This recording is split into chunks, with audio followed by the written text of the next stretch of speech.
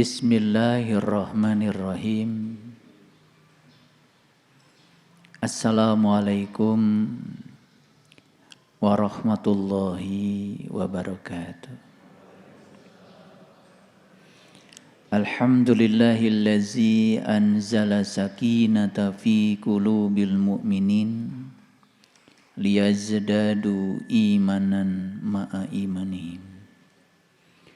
Asyhadu an la ilaha illallah wahdahu la syarikalah rabbul alamin.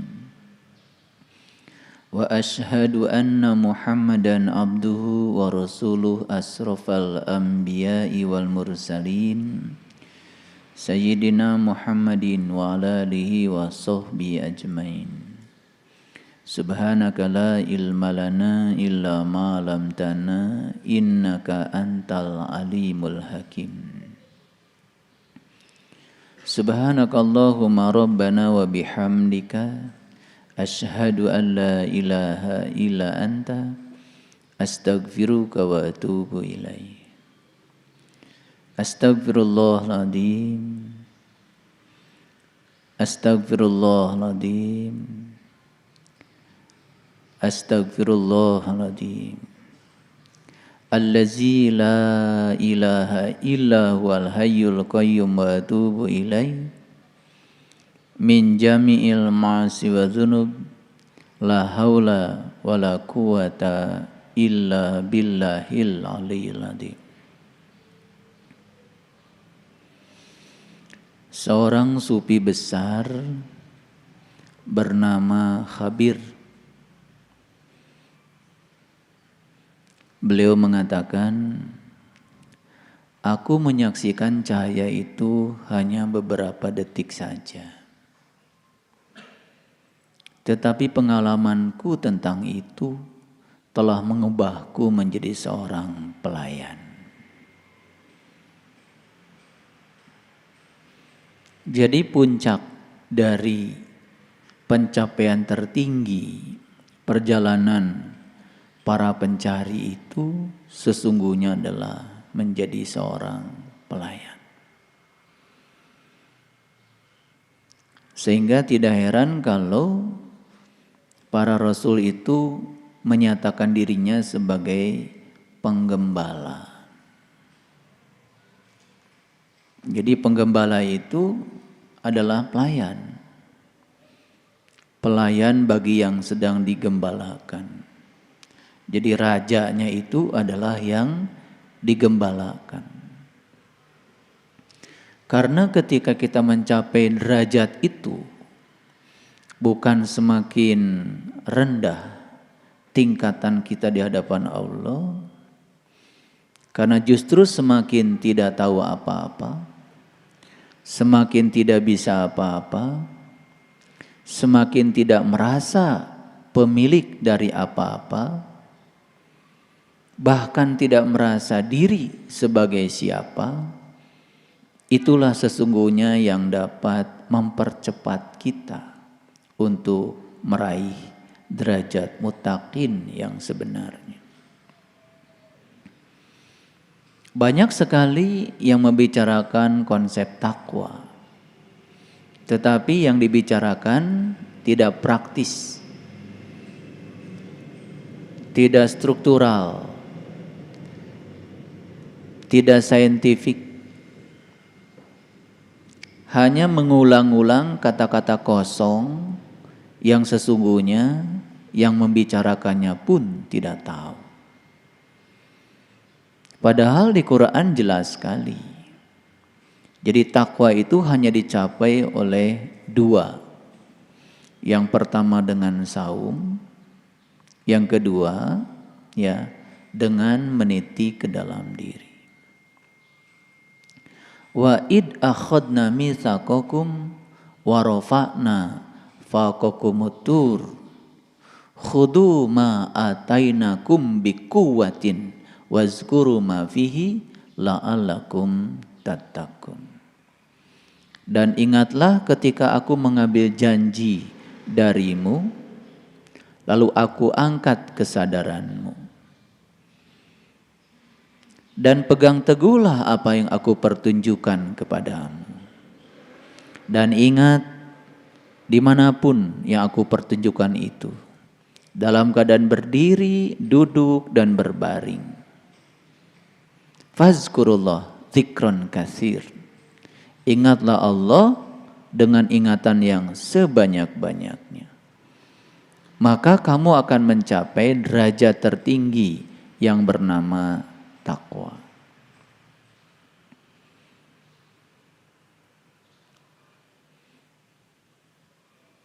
Tetapi di atas takwa masih ada lagi. Ya ayyuhalladzina amanu taqullah haqqa tuqatih wa la tamutunna illa wa antum muslimun. Jadi takwa itu sebetulnya di pertengahan. Di bawahnya ada iman, di atas takwa ada yang namanya kepasrahan. Jadi janganlah kamu mati kecuali sudah mencapai tingkat kepasrahan total kepada Allah. Itu menjadi syarat mati. Baik mati yang sebenarnya maupun mati selagi hidup. Jadi untuk mati yang sebenarnya memang kita harus menjadi seorang muslim. Tapi muslim bukanlah orang yang mengaku beragama Islam. Tapi muslim yang sejati adalah mereka yang sudah bisa merasakan rasanya Islam. Jadi merasakan rasanya Islam tidak akan pernah terjadi kalau kita belum bisa mengalami antal maut qoblal maut. Karena rasa Islam itu hanya bisa dicapai oleh mereka yang sudah berhasil meniti ke dalam diri, merasakan mati selagi hidup. Lalu muncullah di Quran kata-kata kullu nafsin zaikatul maut. Didangkalkan ayat itu, diterjemahkan setiap yang hidup pasti mati. Ya kalau cuma begitu gak perlu ada ayat.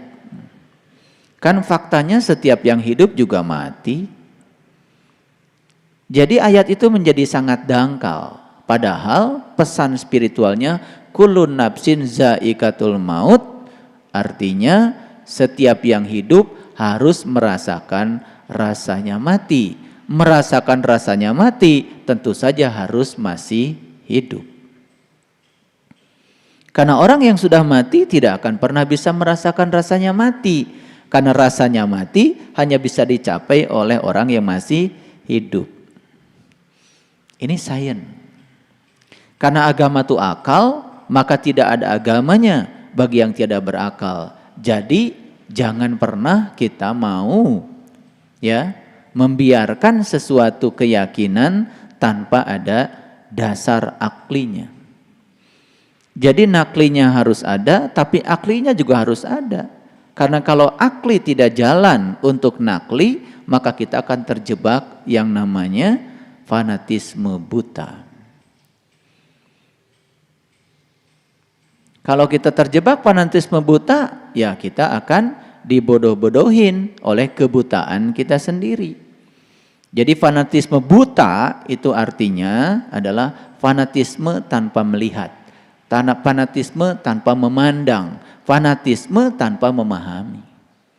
Dan hampir kebanyakan manusia mengikuti sesuatu dengan fanatisme. Itu yang disebut dengan taklid. Bahasa Qur'annya adalah zon. Wa may yatabi'u aksaruhum illa zon. Inna zon kana la yugni minal haqqi syai'a. Kebanyakan manusia, kasir 99% dari manusia mengikuti segala perkara itu hanya dengan sakwa sangka. Jadi membangun tangkal susuganan pakai ecek jeung cenah. Ya buah susuganan mah meureun. Jadi tidak ada kepastian. Jadi belajar apapun itu harus ada kompetensi yang dibangun. Jadi kalian datang ke sini hari ini, ya, walaupun saya tidak merencanakan mau bicara apa, tetapi Begitu tadi saya buka laptop, yang muncul ini, ya udah, berarti hari ini rezekinya adalah ini. Tetapi di balik semua ini yang kita bicarakan, saya sebetulnya sedang membangun satu kompetensi, satu keterampilan yang tidak disadari oleh Bapak Ibu. Tapi selesai ini, kesadaran kita insya Allah meningkat. Jadi sudah bukan waktunya lagi datang di sini mencari pahala, takut siksa. Apalagi pakai statement-statement yang kadang-kadang membuat keikhlasan kita semakin tidak jelas. Semakin panjang perjalanan kita, semakin banyak pahala kita. Walaupun dekat rumahnya, muter-muter kemana dulu, biar pahalanya banyak. Itu kesadaran yang paling rendah. Melakukan apapun kalau ada keinginan dari dalam diri kita, karena ada harapan dan takut untuk mendapatkan sesuatu yang sebaliknya, itu sesungguhnya sudah saatnya ditinggalkan. Konsep wajib itu hanya untuk mereka yang kesadarannya rendah.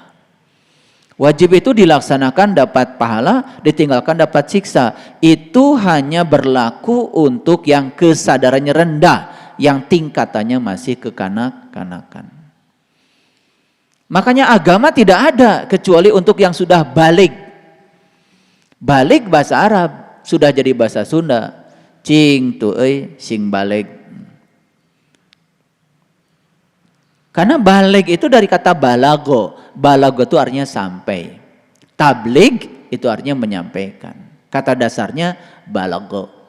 Jadi balago itu artinya sampai. Siapa orang yang sudah sampai? Orang yang sudah tahu rahasia yang 7, bukan yang umurnya 7.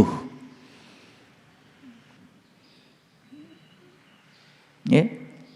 Walaupun umurnya 77 tahun, kalau dia itu belum mengetahui rahasia yang 7, belum tahu cara memasuki dan meniti ke dalam diri, maka sesungguhnya dia belum balik. Maka untuk yang belum mencapai balik, tidak ada kewajiban apa-apa. Semesta itu tidak akan pernah menghukum yang tidak tahu. Yang tidak tahu tetapi pura-pura tidak tahu, itu yang akan kena hukuman. Yang tidak tahu tidak akan dihukum. Kata sesat itu sesungguhnya menjadi sangat serem karena sering dipakai pada tempat yang tidak pas. Padahal sesat itu kan sesungguhnya gara-gara tidak tahu jalan, itu aja. Kalau ada orang mencari alamat tidak tahu jalan, kan belum tentu jahat. Dan sayangnya kita ini, otak kita ini sudah menyamakan seakan-akan orang sesat itu jahat. Udah gitu kata sesat pun dipakai di tempat yang tidak tepat. Padahal sesat itu sebetulnya akibat.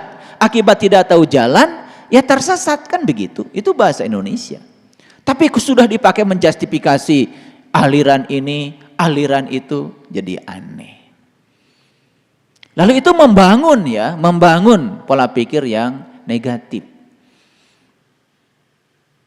Lalu sesat menyesatkan itu menjadi biasa di lingkungan orang-orang yang dangkal pengetahuannya. Bagi mereka yang sudah mencapai kebijaksanaan, sungguh dia akan terbebas dari penghakiman yang semacam itu. Karena di Quran dikatakan, Inna robbaka huwa a'lamu biman dola an sabilihi wa huwa a'lamu bil muhtadin. Sesungguhnya hanya Tuhanmu yang tahu siapa yang ada di jalannya dan siapa yang ada dalam petunjuknya dan siapa yang tersesat di jalannya. Inna robbaka, hanya Tuhanmu. Jadi manusia yang seperti kita ini tidak punya hak sama sekali untuk menilai siapapun kecuali menilai diri kita sendiri. Ketika orang mencapai kebebasan karena meniti ke dalam diri, dianggap salah. Ketika sekian banyak orang mengikuti sesuatu perkara cuman ikut-ikutan, dianggap kenormalan dan kewajaran. Udah terbalik. Jadi oleh karena itu, mari kita gunakan potensi kecerdasan pikir dan kecerdasan yang melampaui pikir pada diri kita seoptimal mungkin, karena itu yang akan menyelamatkan kita. Bersyukur hari ini kita berada di sini, saat ini, sekarang, dalam keadaan bernafas. Sang hidup masih mengizinkan kita meneruskan perjalanan hidup ini. Kita masih dipakai menjadi kepanjangan tangan Allah untuk menyampaikan cinta kasih-Nya pada semesta ini. Oleh karenanya mari kita puji Dia bersama-sama membaca hamdalah. Alhamdulillahirabbil alamin. Mari kita awali kajian di pagi yang penuh berkah ini seraya menyapa asma-Nya dengan kelembutan dan cinta seraya membaca basmalah. Bismillahirrahmanirrahim.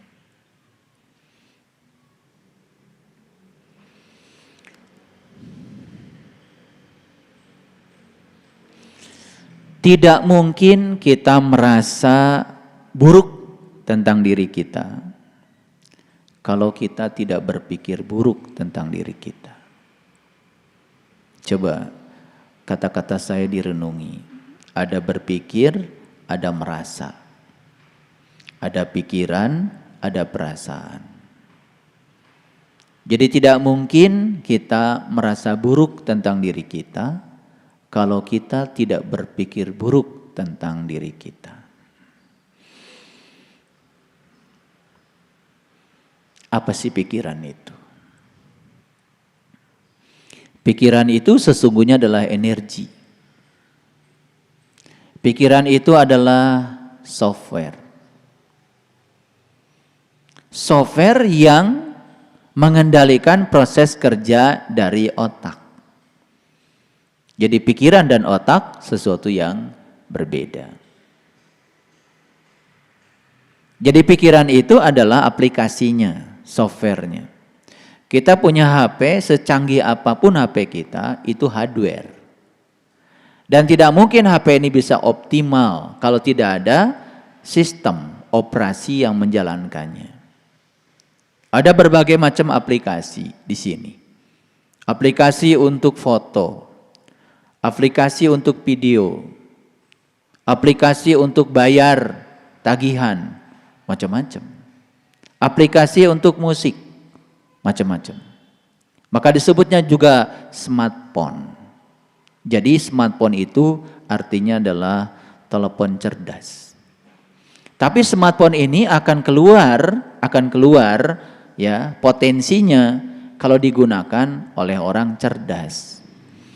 Jadi beli HP mahal-mahal 20 juta namanya smartphone tetapi hanya untuk telepon dan WA, gak cerdas.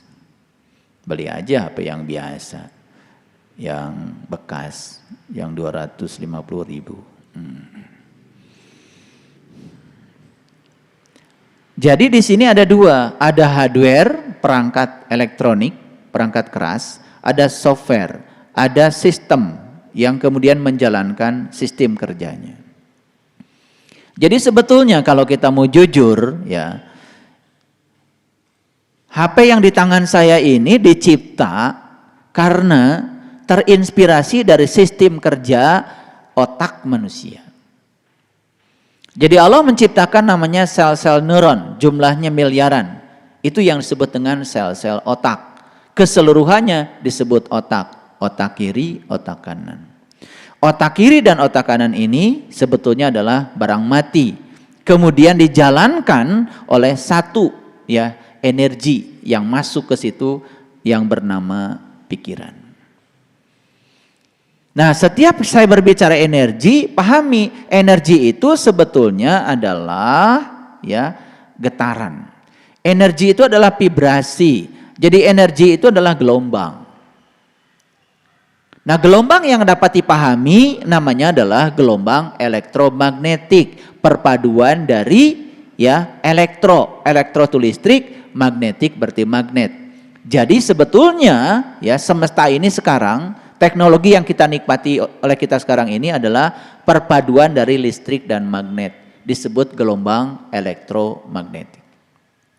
Di sini ya di sekitar kita ini gelombang elektromagnetik banyak sekali, seliweran. Ya. Jadi ada orang dari mana itu, dari luar negeri mau bicara dengan kita, ya. Jadi dia itu pasti di sekitar dia ada yang namanya BTS.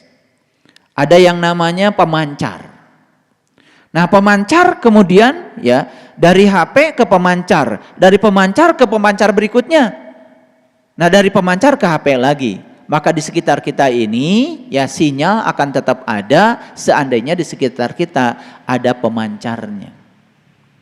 Nah, alhamdulillah kita tinggal di Pulau Jawa ya. Di Indonesia ya Pulau Jawa daerah di mana jumlah BTS-nya paling padat, paling banyak. Makanya jarang di Pulau Jawa kita kehilangan sinyal. Apa sih sinyal itu? Sinyal itu sesungguhnya adalah gelombang elektromagnetik, energi. Nah, ketika ketika memikirkan sesuatu, sebetulnya pikiran kita itu sedang mengirim sinyal, namanya gelombang elektromagnetik pada sel-sel neuron. Nah, sel-sel neuron yang ada di otak itu dia akan merespon. Nah, respon dari sel neuron itu yang disebut dengan medan energi vibrasi yang disebut dengan emosi. Nah, emosi masuk ke perasaan. Maka apa yang kita pikirkan itu yang kita rasakan. Makanya pikiran sering disebut sebagai rasionalisasi dari perasaan.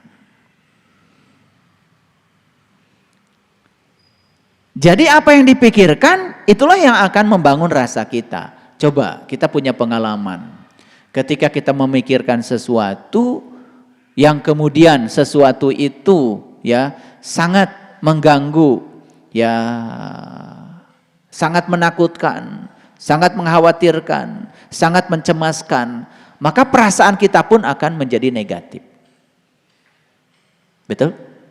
Jadi kesimpulannya adalah tidak mungkin merasa buruk tentang diri sendiri tanpa berpikir secara buruk tentang diri sendiri. Jadi perasaan buruk itu berasal dari pikiran yang buruk.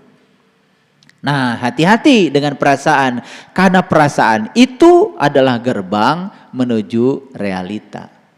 Dari pikiran masuk ke perasaan, kalau itu diulang-ulang sampai mendalam, apa yang dirasakan itu nanti akan mewujud menjadi realita.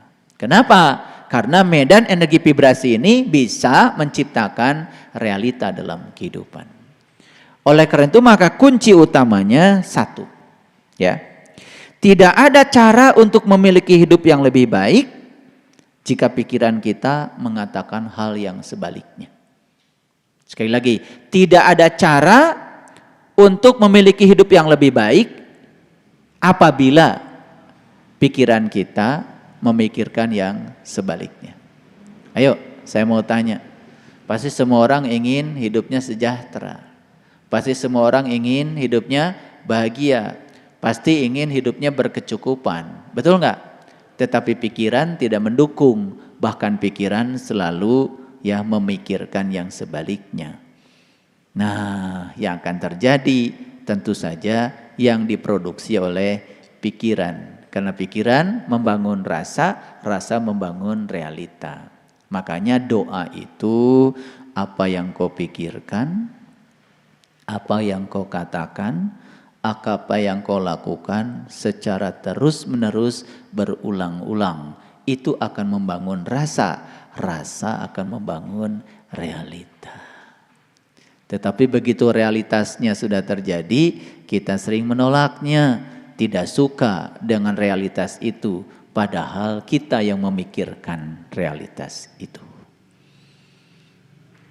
Kenapa begitu? Karena ya mohon maaf, dari kecil kan mekanisme ini nggak pernah diajarkan. Betul nggak?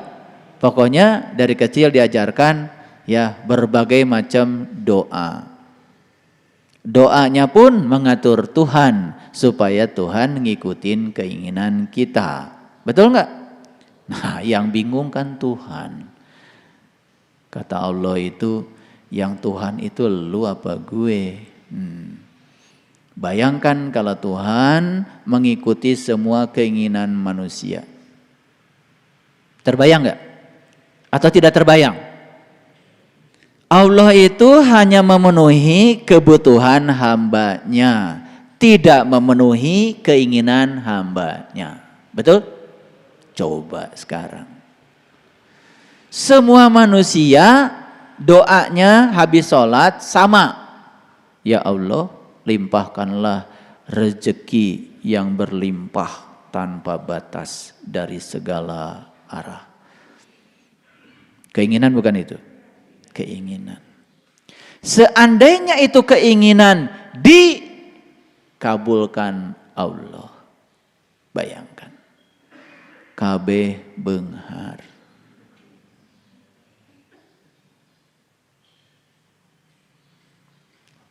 Sawah lega tapi macul kesorangan. Ngagemuk kesorangan. Panen di panggulanku sorangan. Sok lah cek Allah teh. Duit loba, pengen bikin gedung bertingkat, nembok sorangan. Ngaduk sorangan.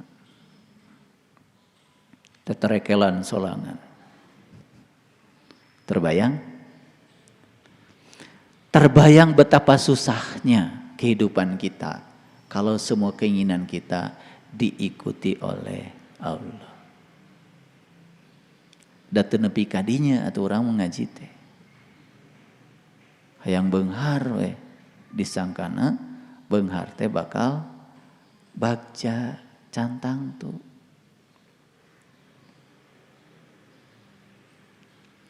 Ternyata bahagia tidak pernah dimiliki orang sukses. Tapi bahagia pasti akan dimiliki oleh mereka yang sudah berhasil menjadi seorang pelayan. Yang suka memberi, suka membagi, bahkan kalau memberi itu ingin yang bernilai kepada orang lain. Di situ letaknya bahagia. Jadi sangat masuk akal kalau kemudian orang-orang terkaya di dunia yang sudah bertahun-tahun merasakan kekayaannya tidak membuat bahagia, akhirnya di ujung perjalanannya kekayaannya dibagikan.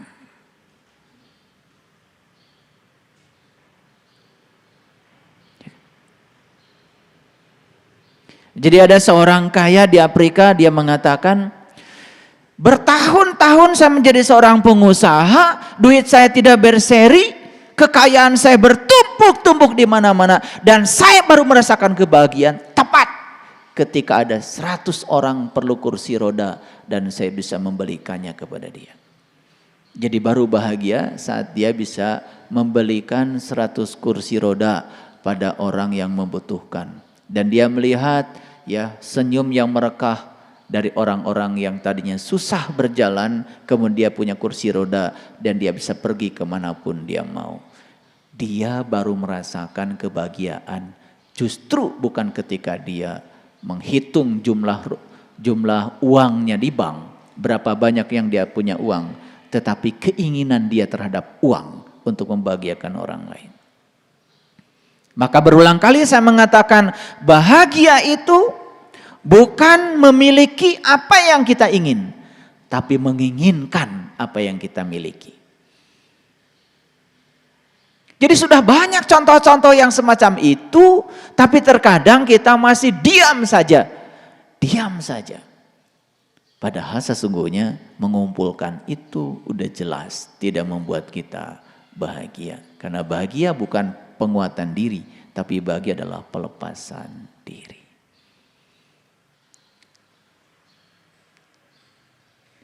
Semoga kalau saya berbicara berulang-ulang seperti ini, lama-kelamaan jadi mengerti.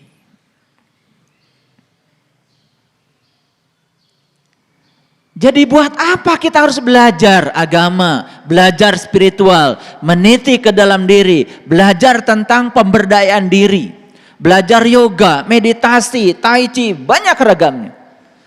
Satu sebetulnya. Tujuan kita adalah menemukan rahasia terbesar dalam diri kita, yaitu rahasia pikiran. Karena semua penentu kehidupan adalah pikiran kita, kualitas pikiran kita, kualitas pikiran. Maaf ya, Kan kita belajar agama dari kecil, nggak pernah berbicara secara detail tentang rahasia pikiran. Betul nggak? Iya. Bahkan kita terus aja terjebak dalam halusinasi, janji-janji tentang masa depan. Betul nggak? Teu naon urang mah. Ayeuna sangsara ge. Da bagian urang mah engke.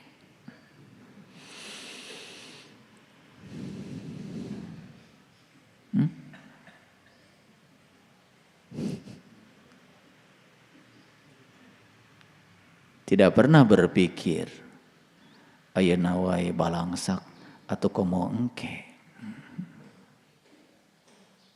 Betul? Jadi kalau agama kita menyuruh kita untuk berzakat, kan sebetulnya bukan menyuruh berbagi, menyuruh kita kaya dulu. Rek mere naon atuh ari eueuh nu dibikeun? Zakat. Ada juga yang ngomong zakat tiap hari manehna ge tara. Ngomong mere ka batur manehna ge tara, da eueuh bikeuneunnana. Kenapa? Da tiap hari teh si eta mendidinya we tara ka mana-mana, gawe henteu.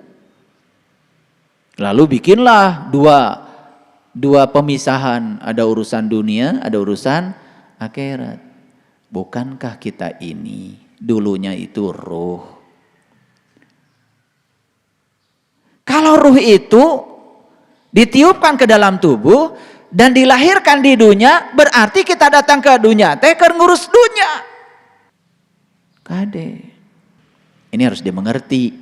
Jadi tidak ada urusan dunia, tidak ada urusan akhirat. Semua urusan adalah urusan Allah.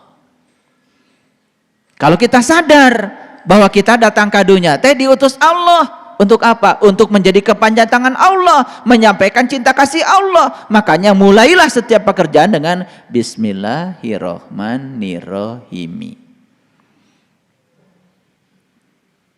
Atas nama Allah yang Maha Pengasih dan Maha Penyayang. Begitu kita menyatakan atas nama Allah yang Maha Pengasih dan Maha Penyayang, sadar diri bahwa sekarang saya sedang menjadi kepanjangan tangan Allah untuk menyampaikan Rahman dan Rahimnya Allah.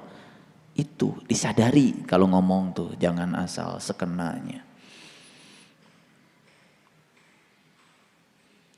Jadi rahasia terbesar yang harus kita pelajari adalah rahasia tentang pikiran. Kenapa saya sebut rahasia besar? Karena itu rahasia ada di depan kita, dekat kita, bersama kita, tapi kita nggak pernah peduli kepada pikiran itu. Kenapa saya menyebut pikiran ini punya rahasia besar? Satu, pikiran ini bisa melegakan, pikiran ini juga bisa mempersulit. Betul? Masalah kecil bisa menjadi besar bagi orang yang pikirannya sempit. Tapi masalah besar menjadi bukan masalah bagi orang yang pikirannya sudah luas.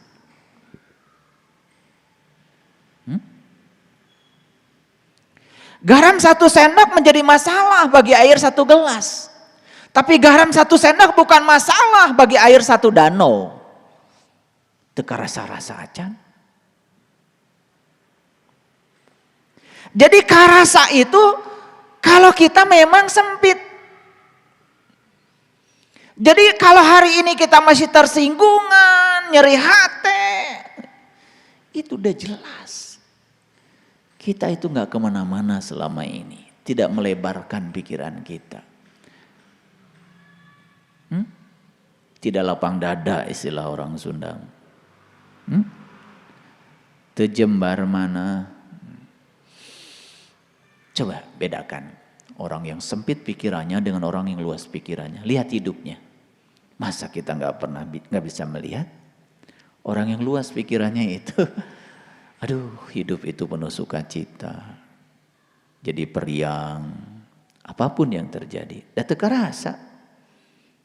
Da sagala karasa teh beda. Eta tuh da caina sagelas. Betul nggak? Coba kalau 1 danau kan nggak masalah. Hidupkan sepeda motor pagi-pagi, Betul nggak? Sok. Tanean tah panas tinu kenal pot teh. Wadahan kanu plastik. Kalau udaranya cuma satu plastik, langsung bitu. Betul nggak? Tapi semesta yang luas ini, atmosfer ini, semua orang menghidupkan sepeda motor. Anteng aja, atmosfer tidak berubah. Gitu. Ya rojak itu Allah Maha Kaya. Karena Allah Maha Kaya, coba di mana Allah? Kan deket jeung urang, lebih dekat daripada kita, daripada urat nadi leher kita. Lamun urang sangsara aya nu salah ya dina diri urang. Kitu ngaji mah. Allah teh maha luas. Nah hari orang sempit apaan Allah teh jeung urang lebih deket tibatan urat beung urang. Nah hari orang sempit wae. Sok. Ada yang salah nih komunikasi saya dengan Allah. Perbaiki. Itu yang saya maksud. Ya Allah, ya Rahman, ya Rahim, ya Malik, ya Kudus, ya Salam, ya Mu'min, ya Muhaimin. Arapal sadayana. Maha suci, ya Salam, Maha damai. Betul enggak? Iya. Nabi kita Muhammad itu tahaluk bi ahlakillah, akhlaknya seperti akhlaknya Allah. So, selami. Kata demi kata. Dasmaul Husna teh sanes 88, 100. Sing panggih heula teh nu hijina. Jiga tasbih we tasbih. Karena nu dietangna mah 88. Tanu ngajenolna mah tara dietang. Tas sing panggih deung ngajenolna eta teh. Nu teu dietang. Lamun can panggih nu ngajenolna mah aduh teu sampurna moal panggih. Jadi tidak mungkin kan kita mendapatkan asin lamun teu boga uyah mah. Tidak mungkin kita mendapatkan gula, mendapatkan manis kalau nggak ada gulanya. Kan asin itu tidak bisa dipisah dari garamnya. Kalau pengen sifatnya harus ada barangnya. Betul nggak? Iya. Jadi Ar-Rahman, Ar-Rahim, Al-Malik, Al-Qudus itu tuh sifat. Nah sifat itu nempel dalam barangnya. Nah barangnya temukan dulu. Tos penak barang nama, sifat nage bakal aya. Da sifat mah moal tiasa dipisah tinu wujudna. Kartos. Gitu. Nah, pikiran juga penentu tingkat kebahagiaan. Jadi saya bisa ukur sekarang ya, tingkat kebahagiaan kalian yang ada di sini itu murni ditentukan oleh kualitas pikirannya. Ya, yang masih ruwet pikirannya, aduh, betul nggak? Sulit untuk bahagia. Dan pikiran itu penentu kualitas hubungan.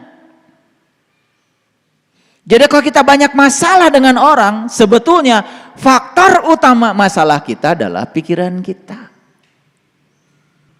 Belum dewasa. Makanya orang Bali mah tidak menyebut pulau dewasa. Lebih tinggi dari dewasa mereka menyebutnya juga pulau dewata. Ya, iya ada kalian menit kali itu teh sadar. Ari Bali pulau non pulau dewata. Naon artina teuing. Teu hayang nyaho.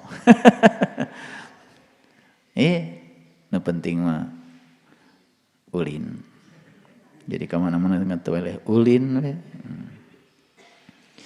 Jadi satu, pikiran itu penentu ya tingkat kebahagiaan. Dua, penentu kualitas hubungan. Tiga, dia juga penentu tentang perasaan kita sendiri.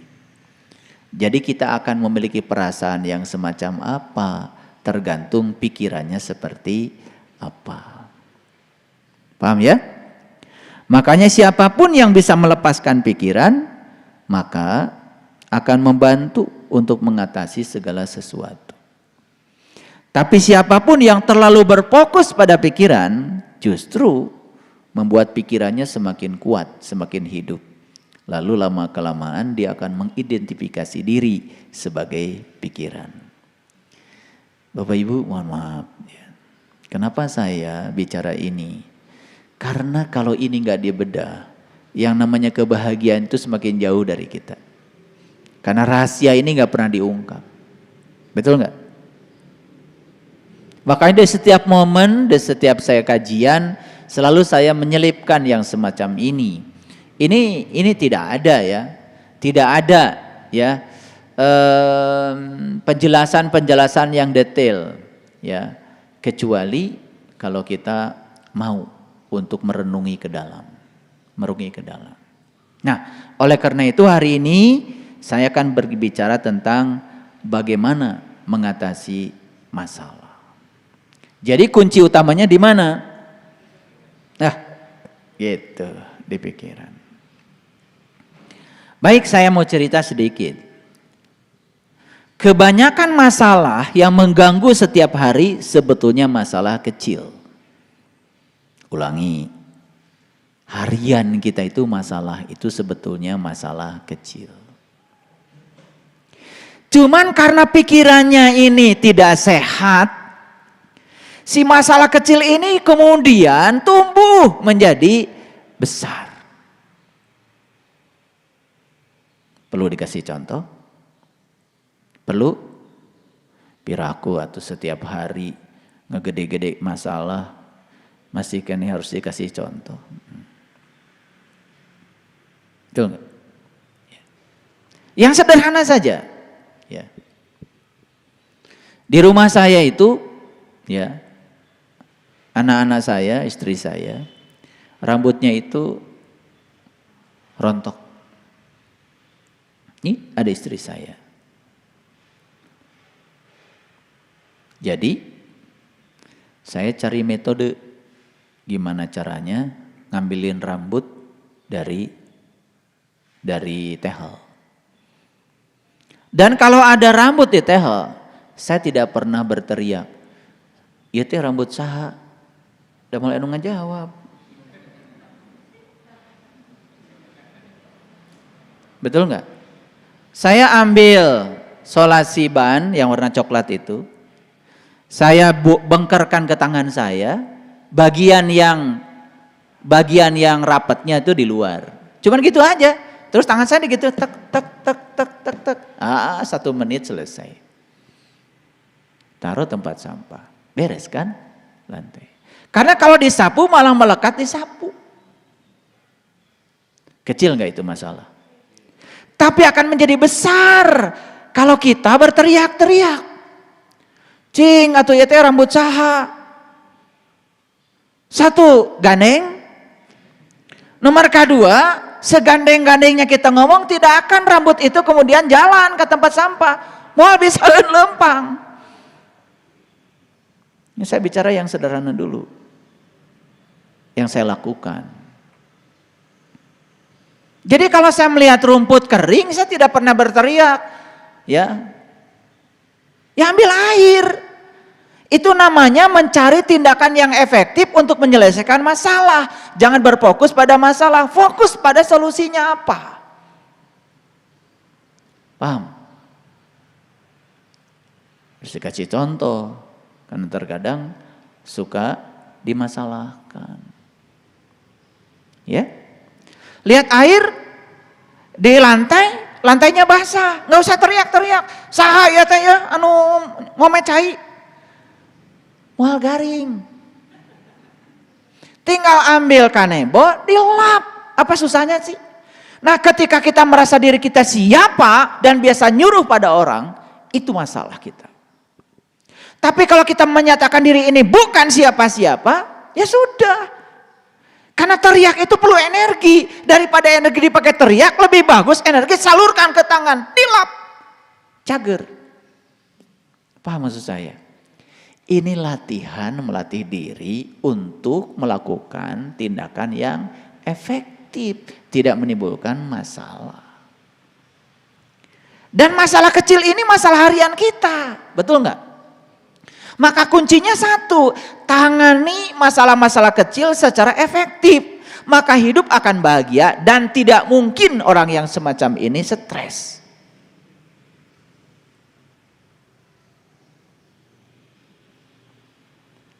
Ini dikasih ilmu yang luar biasa gini. Masih terobah wae aduh.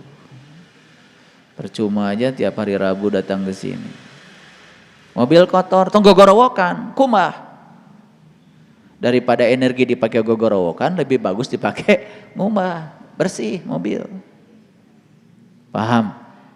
Nah, kita ini dididik di lingkungan yang terbiasa protes dan menolak keadaan, tetapi kita tidak pernah berfokus pada solusi.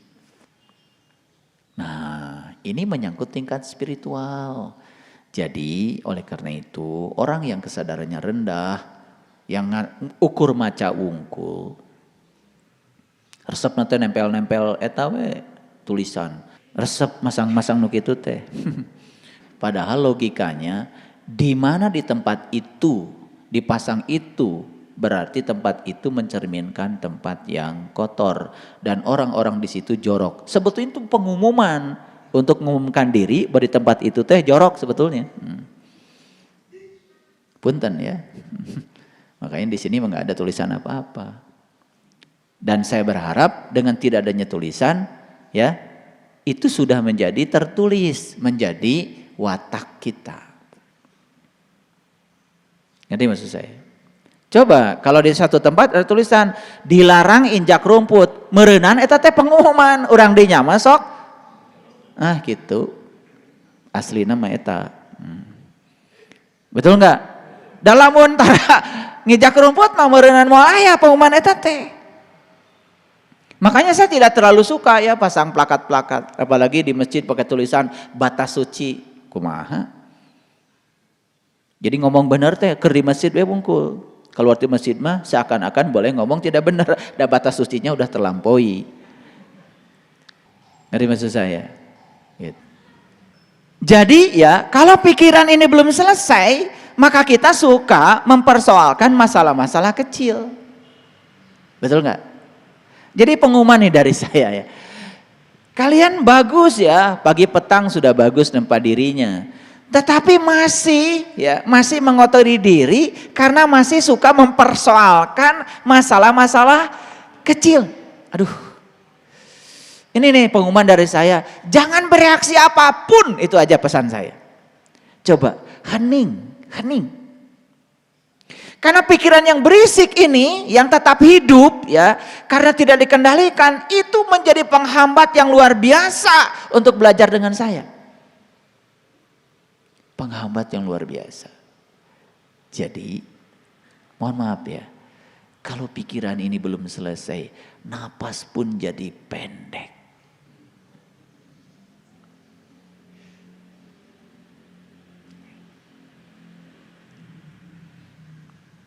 Gitu. Kalau napas pendek, emosi jadi pasti itu kualitasnya di medan energi vibrasi rendah. Gitu. Makanya saya ngajarkan beberapa teknik untuk latihan olah nafas. Itu teh diamalkan, jangan jadi kolektor ilmu. Memang debt kolektor. Ya. Dirasakan, dinikmati karena ilmu yang saya berikan kan praktek. Ya. Iya, bawa ke sholat. Ketika sholat itu kalau bisa udah olah napas, sholat itu setiap gerakan itu luar biasa. Sholat itu seperti tarian kosmik yang sangat indah dan luar biasa. Ya, iya. Dan nu pikiran teu puguh mah coba geus geulis ku Allah teh ramping. Tapi pikirannya merasa gendut. Tetap aja tidak puas, masih neangan kena obat pelangsing. Betul nggak? Iya. Coba walaupun gendut tapi pikirannya ramping, anteng.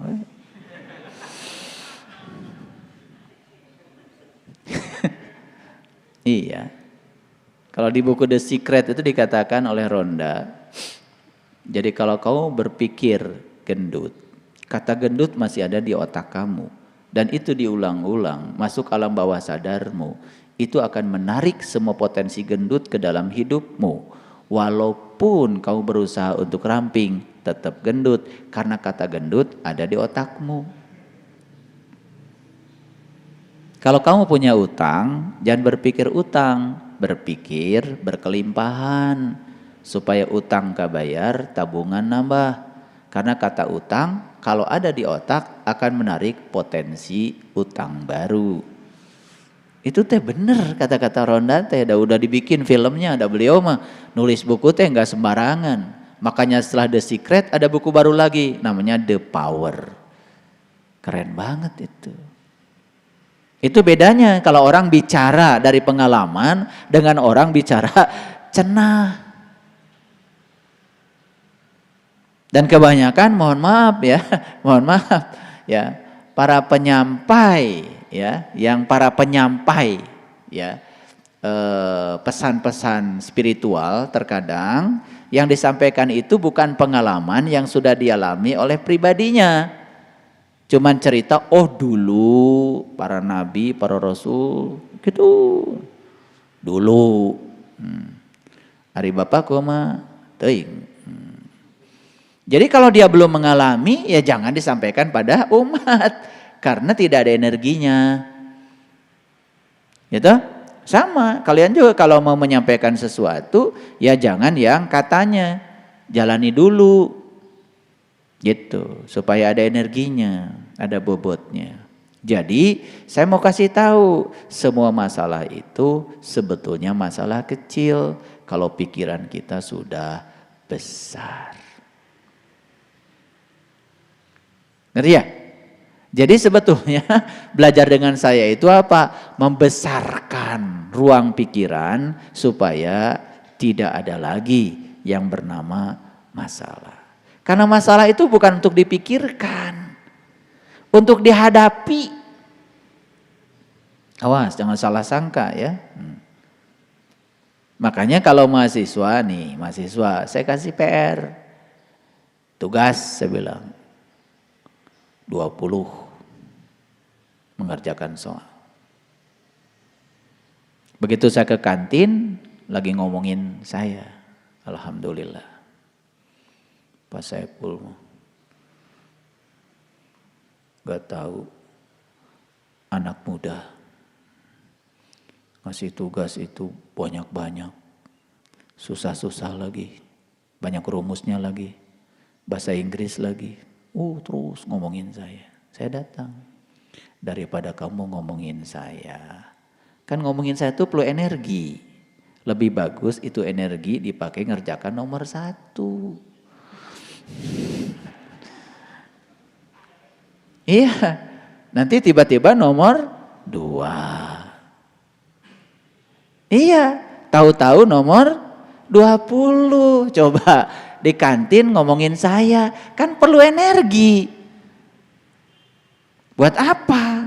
Nah itu namanya tindakan yang tidak efektif. Saya kasih tahu lah, saya tahu dari wajah-wajah kalian. Kalian tuh masih suka melakukan itu. Ya kalau nggak melakukan, mas saya nggak akan ceramah ini. Masih secara lager mah. Punten ya, punten. Iya, karena masih melakukan ya saya ceramah ini. Betul nggak? Jadi mulai sekarang jangan suka melakukan sesuatu tindakan yang tidak merubah apapun, malah memperburuk. Baik itu kata-kata maupun tindakan, nggak usah. Tong dihamur-hamur atuh. Udah lebar napas teh. Gitu. Ya. Jadi semua masalah kecil kalau pikirannya sudah besar. Nah, saya mau kasih tahu nih. Jadi masalah itu ada yang bersifat universal, tapi ada yang khas, variatif untuk setiap orang. Ini masalah universal, iya mah bakal kealaman. Kusaha wae. Coba. Penyakit, masalah semua kita? Yes. Kematian? Pasti. Cedera? Mungkin saja kan? Kita kan tidak tahu, betul nggak? Mungkin kita mengalami satu kecelakaan lalu mengalami Ya cedera. Kolot? Pasti. Ini masalah semua orang kan? Nah, sekarang saya mau tanya, apa sih pandangan Bapak Ibu terhadap 4 hal ini? Sieun? Biasa-biasa saja? Atau sudah tahu semuanya? Nggak masalah bagi saya. Gitu. Jadi kalau kita di pikirannya masih ada perspektif yang jelek terhadap yang 4 ini, perhatikan. Ada sudut pandang yang buruk terhadap yang 4 ini, kita akan mengalami hal buruk. Kalau sudut pandang itu sudah menjadi rasa, itu akan menjadi realitas. Jadi jangan berpikir sakit. Daripada berpikir sakit, lebih bagus berpikir sehat. Ya. Makanya kan ada teknik, aku menyesal, aku minta maaf, terima kasih, aku mencintaimu. Itu teknik pengobatan yang sangat murah, tetapi dahsyat, luar biasa. Jadi kalau kaki dengkul sakit, ya ini saya tuh pernah dengkul sakit. Jadi setiap pagi ya bangun tidur itu saya bilang, aku menyesal karena aku telah memperlakukan kamu tidak sepantasnya. Aku juga tidak peduli dengan kebutuhan-kebutuhan kamu. Aku terlalu banyak diam, jarang menggerakkan kamu. Ngomong aja sama dengkul. Setelah itu aku minta maaf ya. Minta maaf. Yang benar minta maafnya sungguh-sungguh. Dengan penuh cinta kasih. Setelah itu terima kasih ya.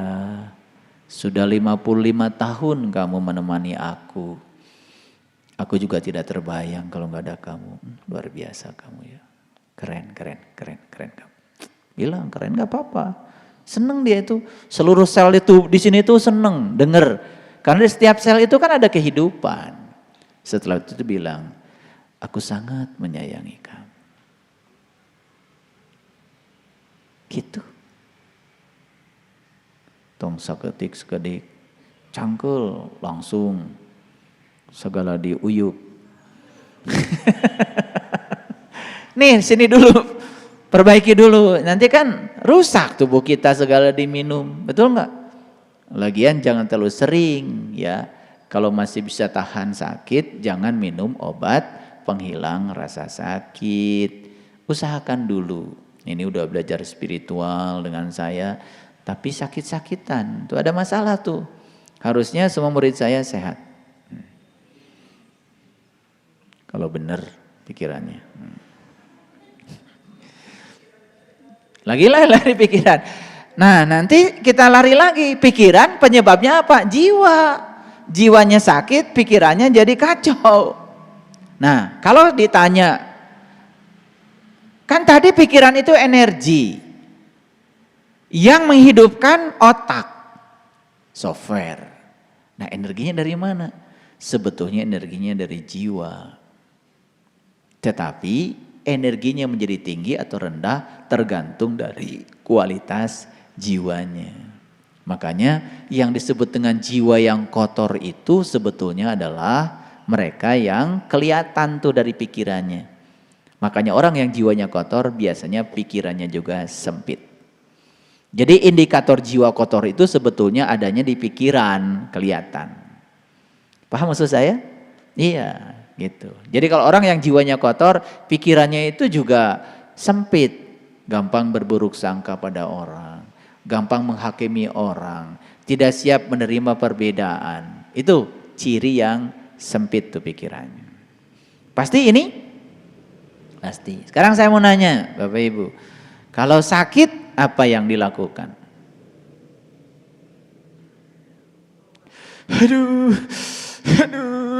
Aduh gitu.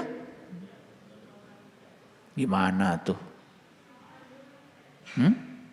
Nah, jadi kata-kata sakit itu sebetulnya tidak boleh ada di pikiran.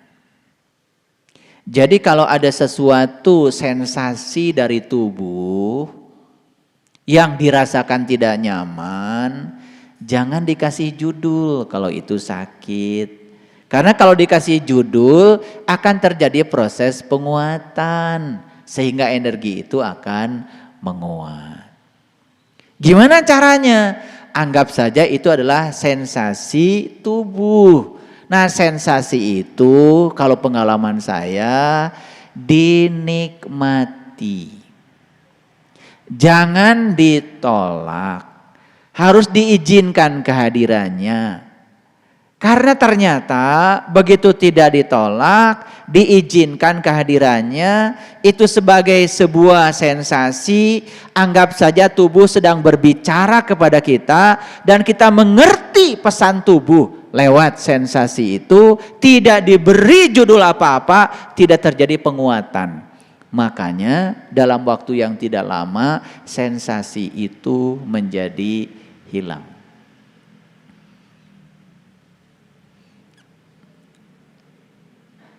Itu yang ngalartin tuh.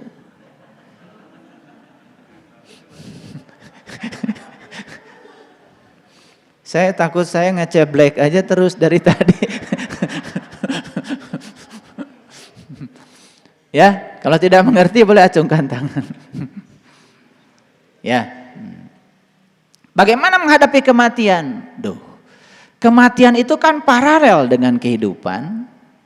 Tidak ada kehidupan kalau tidak ada kematian. Tidak ada kematian kalau tidak ada kehidupan. Kan saya bilang berulang kali bahwa mati itu cuman relaksasi saja. Istirahat sebentar sebetulnya untuk melanjutkan kehidupan. Jadi pahamilah bahwa sesungguhnya ya kematian itu ya paralel dengan kehidupan. Jadi bukan sesuatu yang harus ditakuti. Hanya siklus. Itu.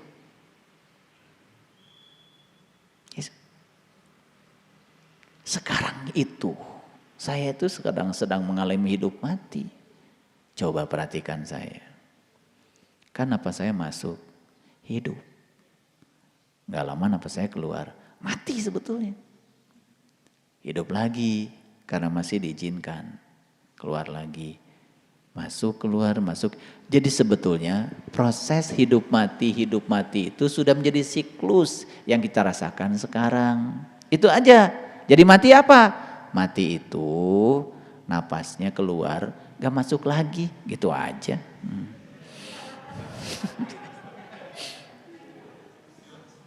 Paham ya?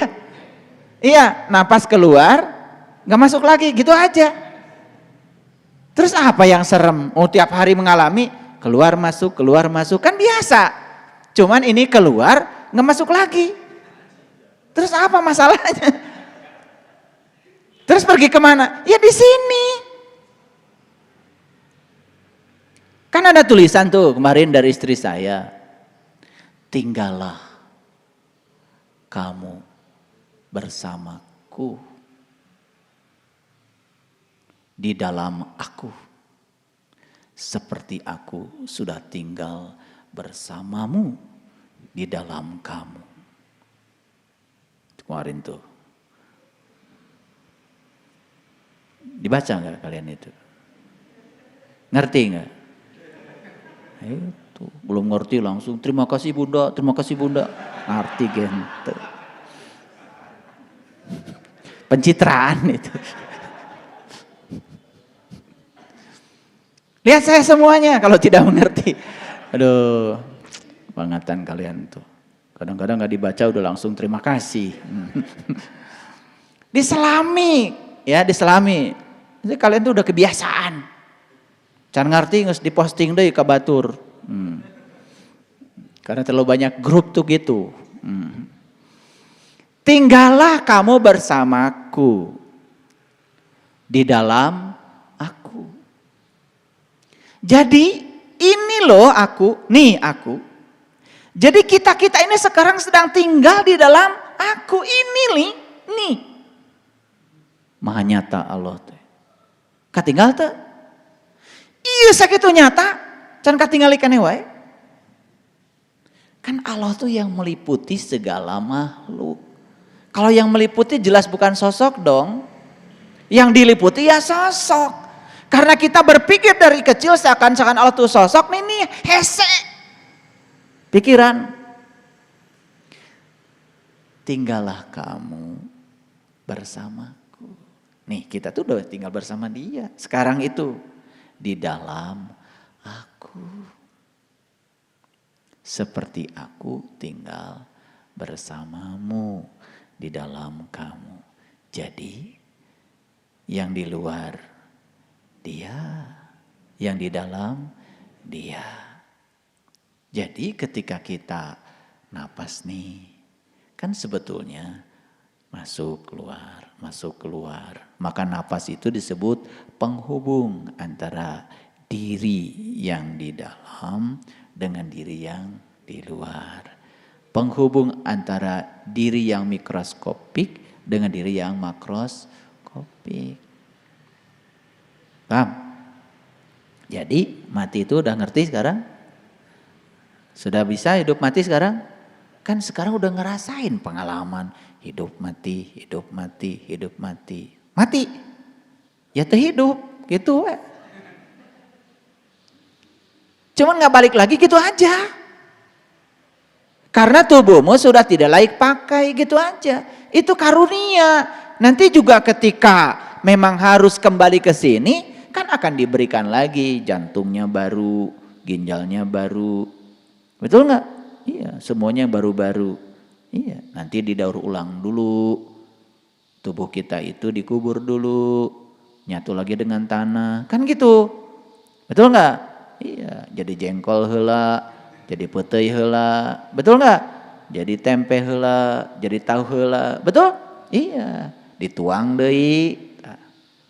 Betul. Nikah lagi, nyatu lagi, gitu wae, hese. Ngan sakitu. Cuman karena kita udah rumet berpikirnya, ya, ruwet gitu.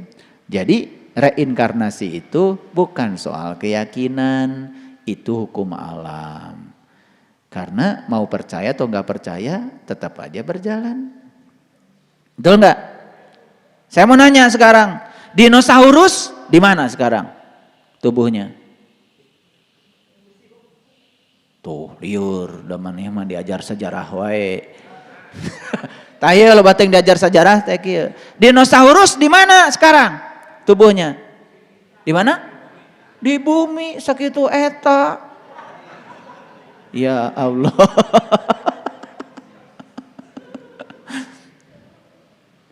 Hah? Bangkai berit 50 tahun yang lalu di mana tah ayeuna? Oh, kakara ngaku. Makanya kalian mengajinya kejauhan. Tanya gitu aja pusing, harus baca buku sejarah. Ditanya dinosaurus di mana? Dinosaurus yang tahunan yang lalu teh geus kaheje jeung taneuh. Betul enggak? Iya. Betul? Iya. Geus jadi tangkal jengkol. Pan jengkol ini dilahar ku didinya.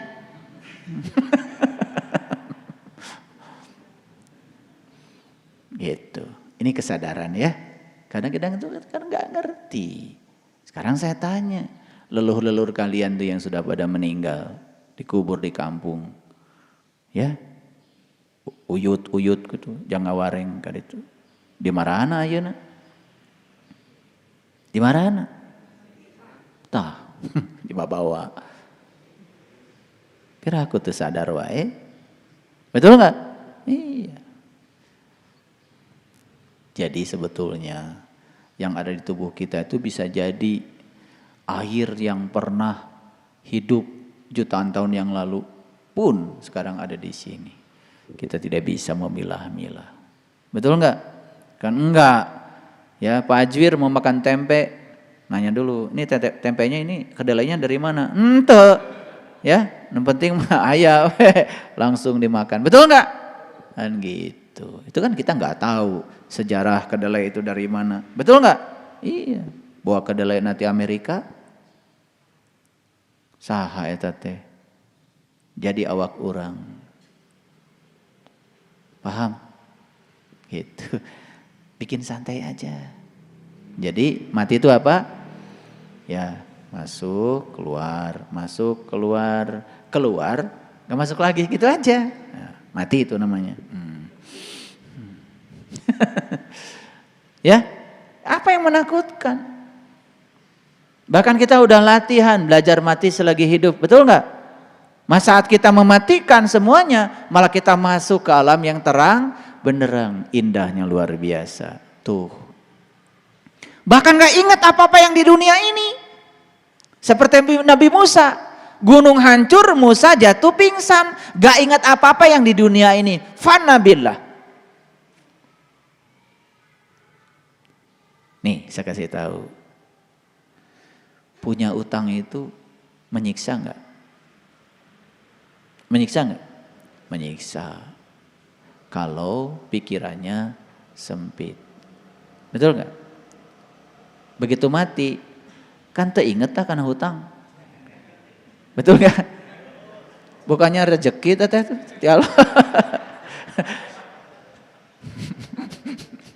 Pohon kan hutang ya. Dihilapkan ke Allah ya. Baik. Jadi di samping masalah-masalah besar yang tadi itu, yang umum terjadi, sebetulnya ada masalah pribadi.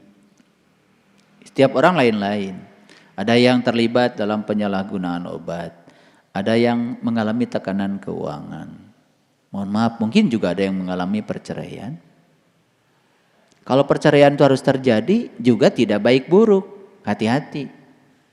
Pernikahan dan perceraian itu tidak baik buruk. Kalau itu sudah selesai karmanya, ya sudah. Ngeri nggak? Jadi menyatu itu pasti untuk menyelesaikan utang karma. Kalau bercerai itu karena utang karmanya sudah selesai, ya sudah. Memang harus begitu perjalanannya. Asal kita tidak terjebak pada baik dan buruk. Itu aja, ada baik buruk mah penilaian setiap orang. Betul nggak? Gitu ya. Menjadi korban kekerasan, kejahatan, prasangka. Ya. Kadang-kadang masalah itu ada yang bisa diprediksi, ada yang tidak bisa diprediksi. Kesimpulannya dulu. Jadi mungkin nggak ini terjadi pada kita? Mungkin. Oleh karena itu tugas kita cuma satu. Menyiapkan senjatanya. Saat menghadapi situasi ini, kita selalu dalam keadaan siap. Senjata utamanya adalah pikiran lagi.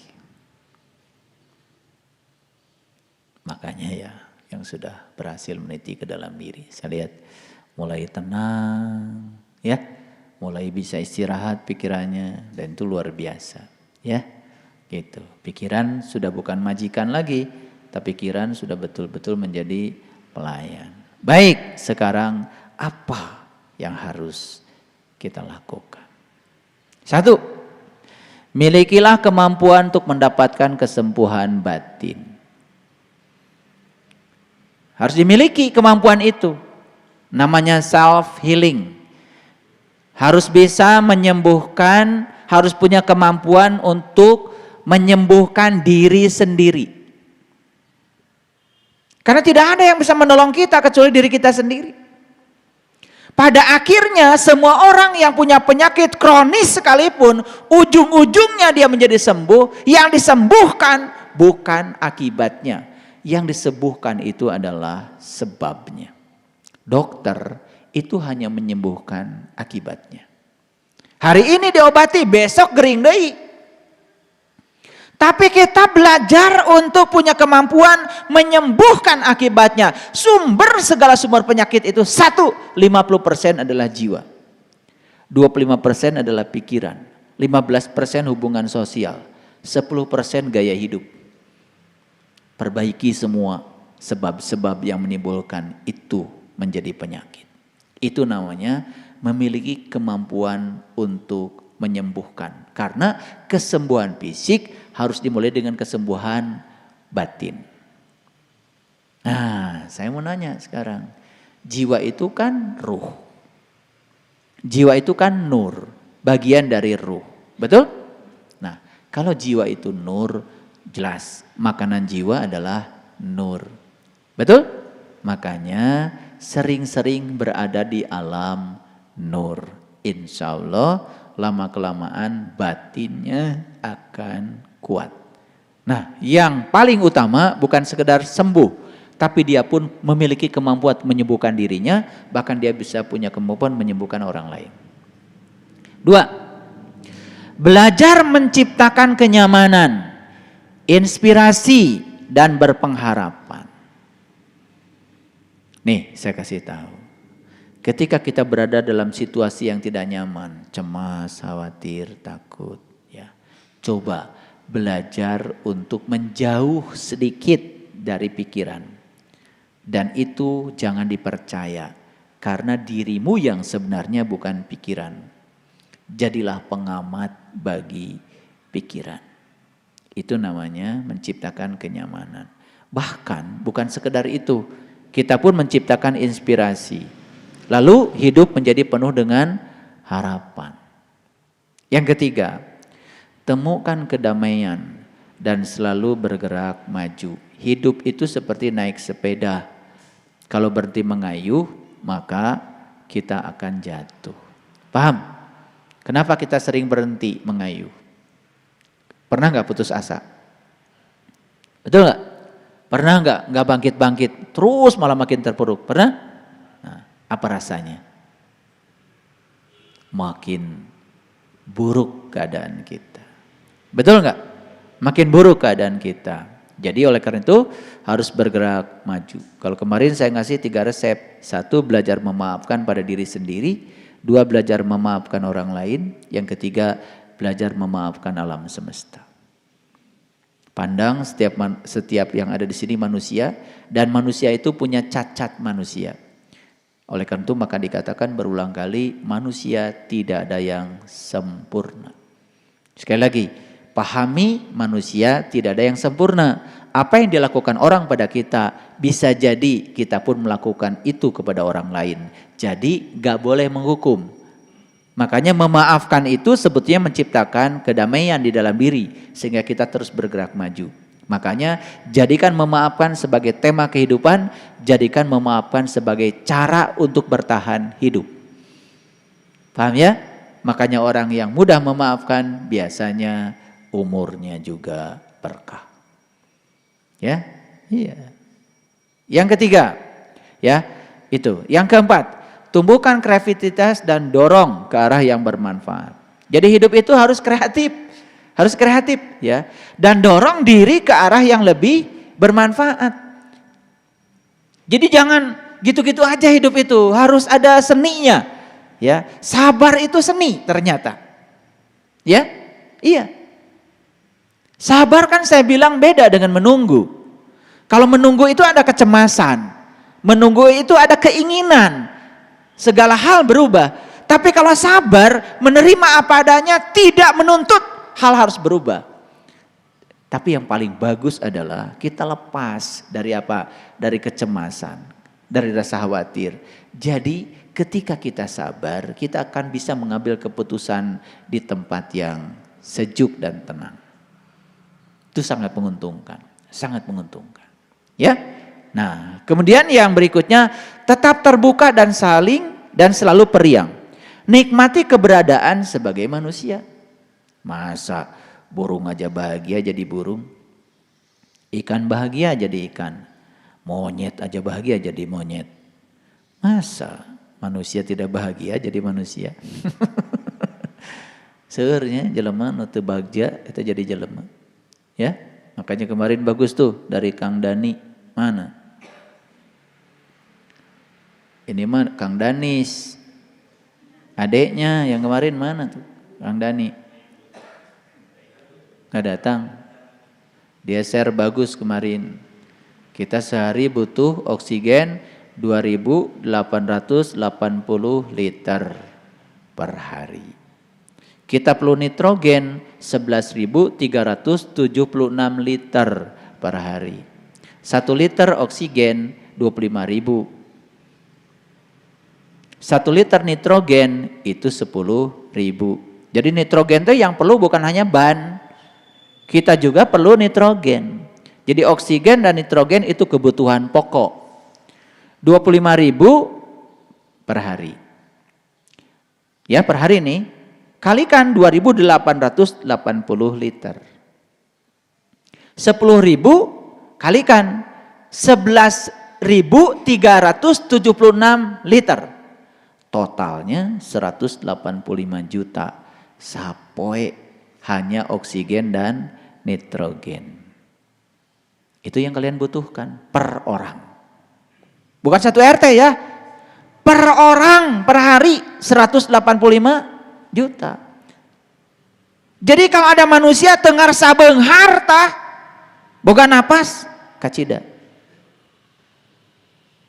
Sekarang 1 bulan kalikan 1 bulan 30 hari kalikan 30 kali 185 juta. Hitung sekarang pakai kalkulator. Hitung. Jangan-jangan punya HP nggak bisa pakai kalkulator di HP. Itu. Saya cuma ngetes aja, coba hitung. 185 juta kali 30 cok. Bisa tuh mencetna. So. Berapa?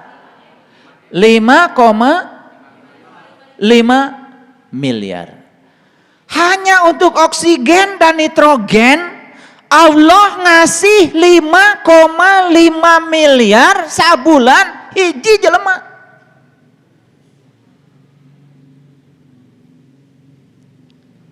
Benghar nggak kita ini punya napas? Aduh. Wah itu kamaran nawai. Itu kalau pikiran sempit itu. Tidak punya kesadaran apa-apa. Rasa syukur tidak ada. Mengerikan. Betul nggak? Tidak ada yang lebih berharga dari nafas. Sepanjang nafas masih ada pada diri kita, semua hak guna pakai melekat pada diri kita. Hari ini, saat ini kita berhenti bernapas, semua hak guna pakai kita pindah kepada orang lain. Gak ada milik kita. Semua di dunia ini hanya hak guna pakai. Kan aya sertifikat napa? Eta mah kertas. Gak ada gunanya. Gak ada orang mati bawa sertifikat. Betul nggak? Iya. Jadi itu semua berharga ketika napas masih ada pada diri kita.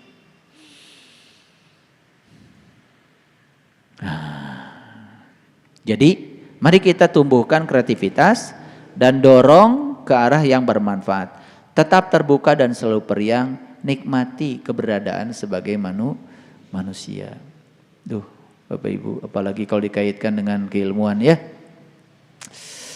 Kita ini cuma satu-satunya makhluk di semesta ini yang diizinkan untuk bisa bertemu dengan jati diri kita. Selain manusia, gak bisa. Karena semua tidak dikasih alatnya. Yang dikasih alat cuman manusia. Nah, kita ini udah dikasih alat. Nah, atuh, itu dipakai. Inna aradnal amanata 'alas samawati wal arwal jibal. Fa abaina ayahmilnaha fahamalal insan. Aku tawarkan amanat ini kepada langit. Aku tawarkan kepada gunung, aku tawarkan kepada bumi dan mereka tidak ada yang sanggup untuk menerimanya. Karena mereka nggak punya alatnya. Wahamalal insan. Lalu muncullah manusia. Aku ya Allah bersedia mengambil amanah itu. Apa berikutnya? Innahu kana doluman jahula. Sesungguhnya manusia itu amat bodoh. Itu Quran. Lah, kenapa bodoh? Lihat saya semua. Yang tidak mau mengambil amanat ini bodoh. Padahal punya alatnya. Betul? Kalau gitu yang bodoh banyak kan? Kemarin kan sudah diceritakan. Orang bodoh itu orang yang tidak tahu. Tapi dia tidak tahu kalau dirinya tidak tahu. Iya. Makanya menghadapi orang bodoh jangan berdebat. Bagus tuh ada cerita kemarin. Paseata keledai dengan harimau. Kata keledai, ari jukut mah warnanya biru.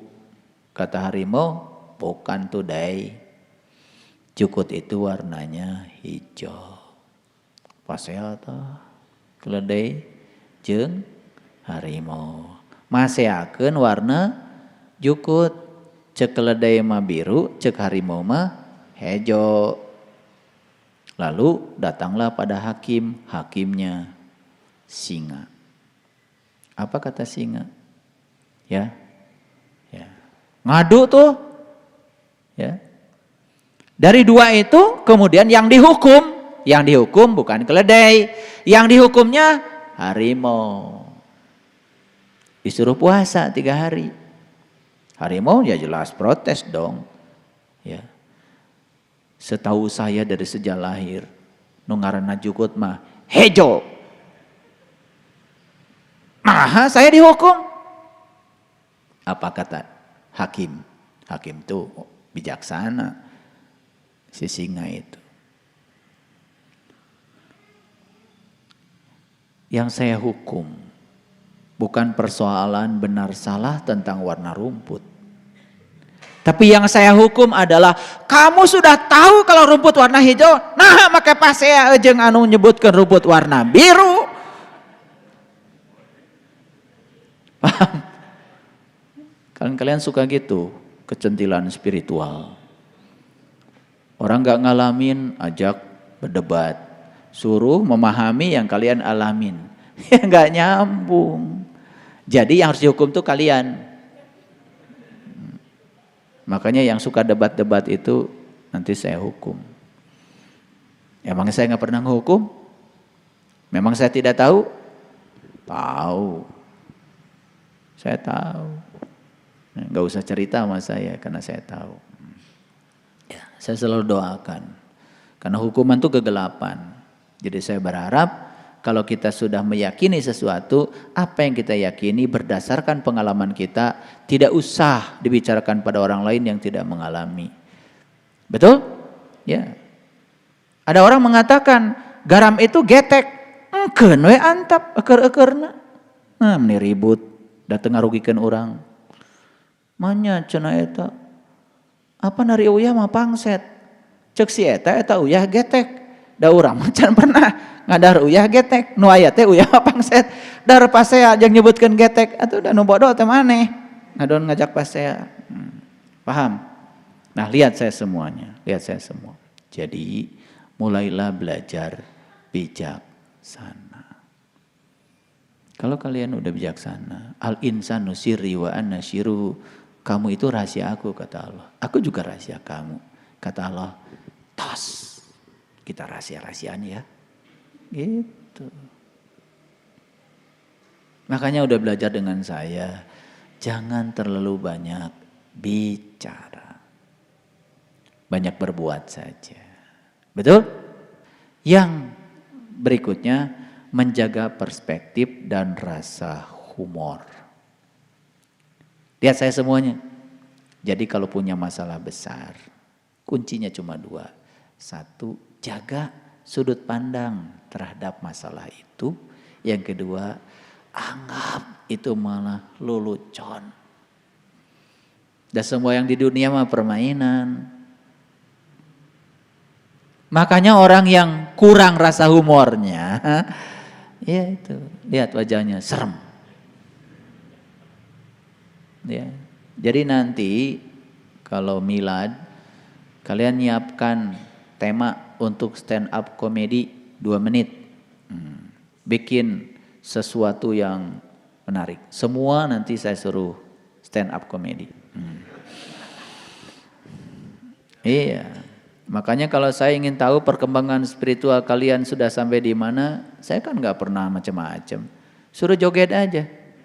Dari langkah kakinya ketika joget kelihatan.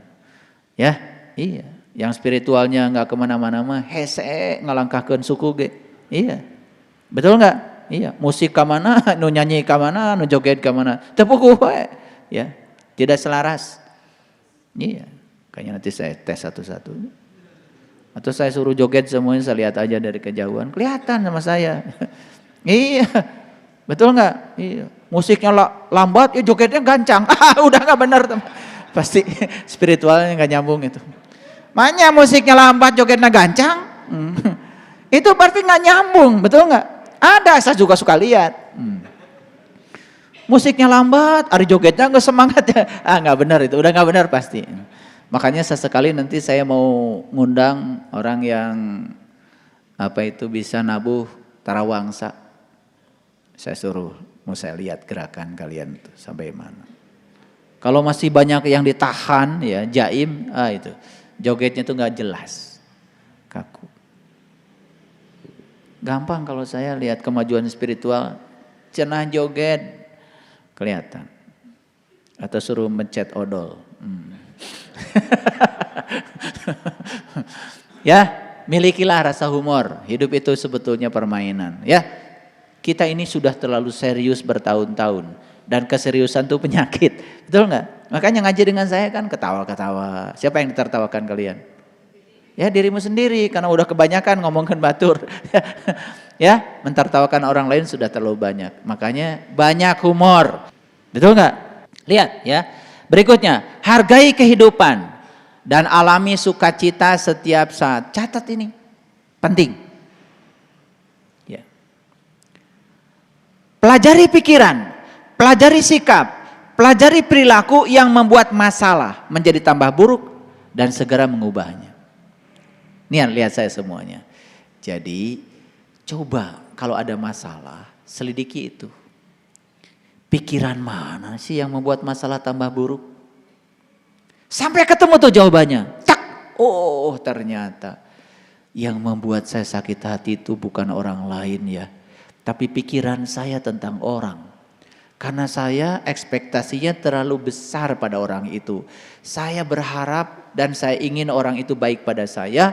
Giliran tidak baik, maka saya sakit hati.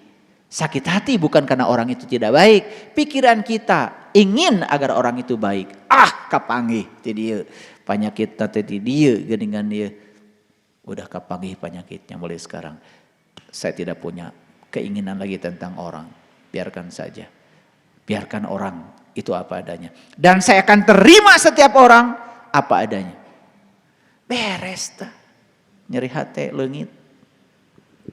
Betul enggak? So, Bapak Ibu, banyak tafakur lah. Ini yang saya omongkan ini sari-sari dari apa yang saya rasakan, saya tafakuri masuk sini. Baik, kita lihat. Belajar untuk lebih berbahagia dan lebih puas dalam segala hal. Makanya untuk bisa begini, satu kuncinya, lihat saya. Jangan pernah berkata seharusnya bukan begini. Kudu nama lain kieu. Jangan. Terima segala sesuatu apa adanya. Hindari pikiran untuk berbicara kudu nama lain kieu. Maka begitu kita bilang seharusnya bukan begini, langsung kita tidak puas. Dan kita tidak akan mengalami yang namanya kebahagiaan. Selanjutnya, belajar untuk melepas dan lebih menerima agar kebijaksanaan alamiah mengambil alih. Jadi yang saya bicara di sini bukan kebijaksanaan yang dilatih, kebijaksanaan alamiah. Dari mana munculnya? Belajar melepas. Memperlebar kemampuan untuk menerima apapun.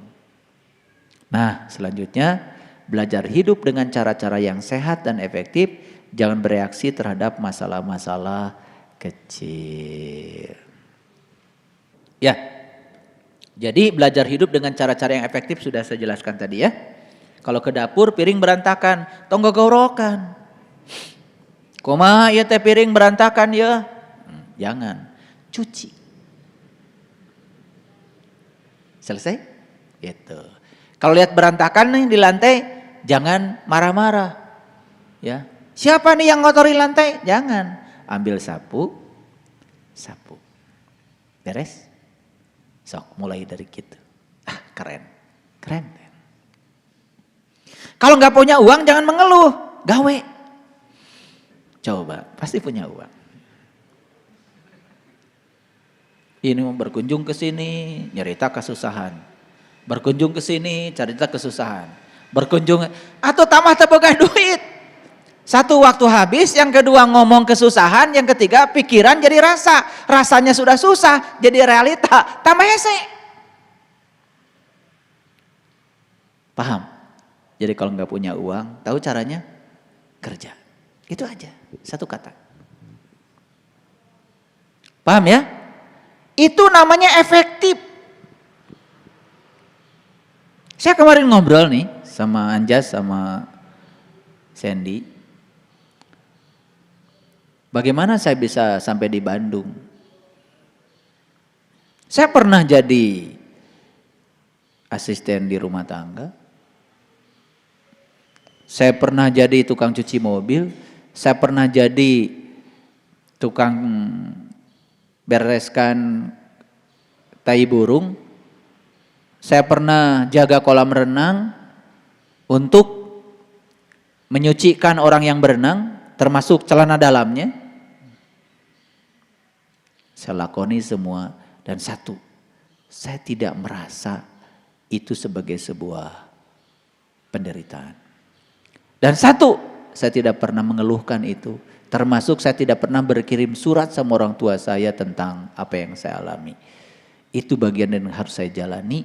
Dan saya tidak mungkin sebesar yang hari ini kalau saya tidak melalui fase-fase seperti itu.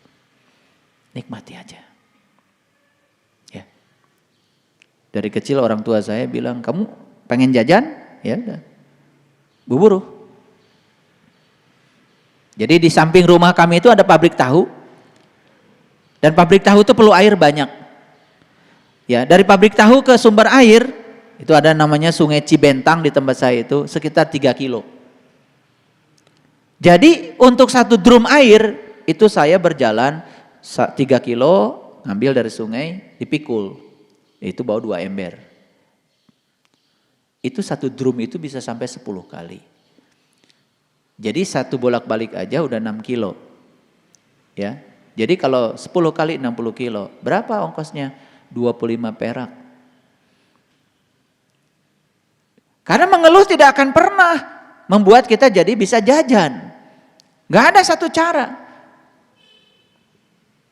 Kalau hari Minggu saya pergi ke hutan, saya ambil kayu bakar dan saya jual ke tetangga. Gitu. Tidak ada yang bisa menolong kita kecuali diri kita sendiri. Jadi saya praktekkan dalam hidup saya dan itu sangat luar biasa. Jadi para sahabat, saya memberikan tips hari ini, cobalah belajar untuk hidup dengan cara yang sehat dan efektif. Itu. Tuh? Paham ya? Iya. Punya halaman, pelakan. Melak. Makanya banyak yang heran datang ke rumah saya. Halaman segitu ada pohon nangka, ada pohon pepaya, ada pohon mangga dan berbuah terus. Yang lebih bingung lagi apa? Ini pohon nangka, ini pohon mangga, nggak ada sedikit pun celah, tetapi di tengahnya ada pohon pepaya. Kan pepaya itu kan itu banyak regangnya, betul nggak? Banyak yang bingung, kumaha ta carana? Tanya kata saya teh karena tanggal gedangna, kumaha bisa gitu. Ya, sehingga saya menikmati tiap pagi, ya pepayanya enak. Luar biasa. Ya. Iya. Belajar untuk menjadi optimis secara tulus dan menyerahkan diri secara terbuka terhadap rasa sakit. Jangan melawannya. Yang tadi saya bilang ya, kalau sakit itu biarkan aja, jangan dilawan. Berpalinglah kepada Tuhan dalam keadaan baik ataupun buruk. Nah, ini masalah. Kita itu suka berpaling pada Tuhan kalau keadaan buruk. Jadi kalau orangnya sudah tinggi kesadarannya, berpaling kepada Tuhan itu di segala keadaan. Ya, praktekkan belas kasih dan kebaikan dalam hidup sehari-hari. Karena kasih adalah kekuatan yang paling menyembuhkan. Nih, saya kasih tahu ya, walaupun kita cuma membantu orang, ya sepeser 2 peser, Aduh, keren deh. Keren. Ya, makanya ya, untuk bahagia itu sederhana. Jadilah seorang pelayan. Ya, jadilah seorang pelayan. Jadi habiskan hari-hari kita untuk membahagiakan banyak orang. Ayo deh lakukan, mulai. Ya, mulai lakukan ya. Cuman sekedar menyapa orang, cuman sekedar memberi makan pada orang, cuman sekedar ngasih suguhan ketika orang datang ke rumah dengan penuh keikhlasan. Itu semua adalah trik untuk membuat hidup kita penuh sukacita, dan itu keren. Belajarlah kepada orang yang sudah berhasil menjalani hidup, yaitu mereka yang telah berhasil menjadi pelayan bagi orang lain. Nih saya kasih tahu, kalau ada gempa bumi, kalau ada gunung meletus, akan ada yang namanya tim SAR. Betul nggak? Saya banyak belajar dari mereka.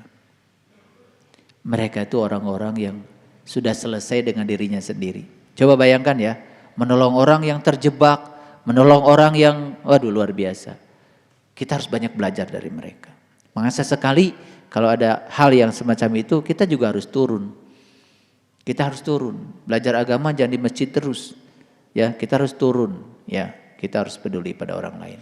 Fokuskan perhatian kepada aspek-aspek terdalam dari diri kita dan aspek-aspek terpenting dalam diri kita. Aspek terdalam dari kita adalah ruh. Aspek terpenting dalam hidup kita adalah, ya, apa yang paling penting dalam hidup kita?